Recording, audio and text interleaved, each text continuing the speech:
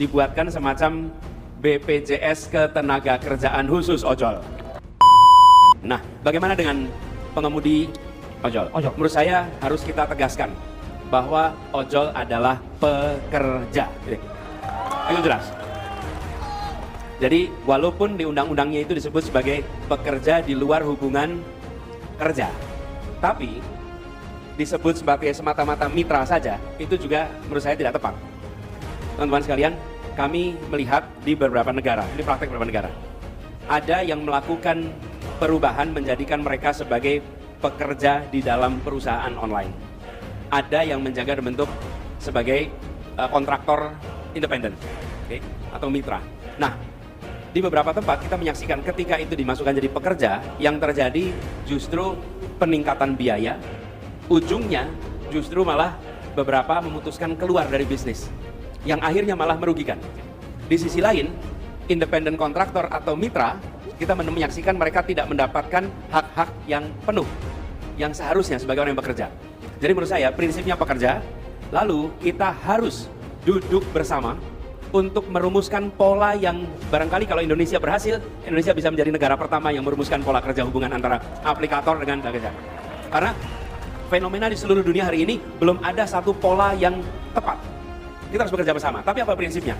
Menurut saya negara harus hadir untuk membantu memberikan jaminan kerja, jaminan kesehatan kepada semua yang bekerja di industri online, ojek online ini.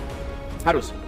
Bahkan kalau dalam catatan kami, semua regulasi yang terkait dengan ini harus disiapkan oleh Kementerian Tenaga Kerja. Kementerian Kerja tidak boleh absen, justru harus hadir dan menyusun regulasi untuk para pekerja online. Lalu yang tidak kalah penting, saya membayangkan dibuatkan semacam BPJS Ketenagakerjaan Khusus ojol. Lalu banyak program dari pemerintah seperti subsidi pendidikan, KIP plus KIPK plus akan diberikan pada semua pengemudi ojol yang terlibat di sini. Jadi, Bapak sekalian, ini bagian dari memastikan bahwa kebutuhan kesejahteraan bisa ditingkatkan, lalu hak-haknya sebagai pekerja harus diberikan.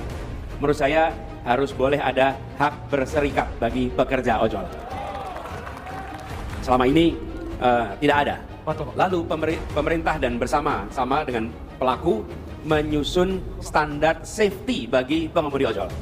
Karena kita tahu banyak sekali kejadian kecelakaan karena tidak ada batasan jam kerja, tidak ada unsur kontrol, dan kelelahan itu sangat bisa terjadi, dan ketika kelelahan terjadi potensi kecelakaan itu sangat tinggi.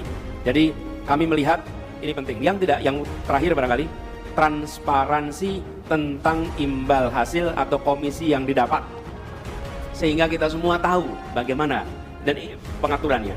Ini menurut saya penting dan pemerintah tidak bisa diam. Ada 4 juta warga negara Indonesia. Nah, di lapangan kita menemukan, saya sering mendengar dari apa yang diungkapkan, apa itu di sosial media atau interaksi langsung, sebagian memang menginginkan, cukup banyak menginginkan fleksibilitas. Ada keinginan untuk tetap punya fleksibilitas di sini. Tapi di sisi lain punya keinginan untuk lebih sejahtera. Jadi fleksibilitasnya dijaga, jaminan pekerjaannya diberikan, lalu kemudian ada peningkatan kesejahteraan. Nah, rumusnya kita duduk sama-sama, kita buatkan aturannya, negara tidak absen, negara hadir dan buat regulasinya. Baik. Nanti kalau ada yang ini berpikir, apakah itu mungkin, Pak? Mungkin. Kenapa mungkin? Ketika kami bekerja di Jakarta dulu, kita menyusun itu tanpa dikendalikan oleh siapapun yang raksasa-raksasa di Indonesia. Nggak usah. Kita buat sama-sama menguntungkan, gitu. Baik, negara harus adil, ya Pak ya. Itu dia poin pentingnya.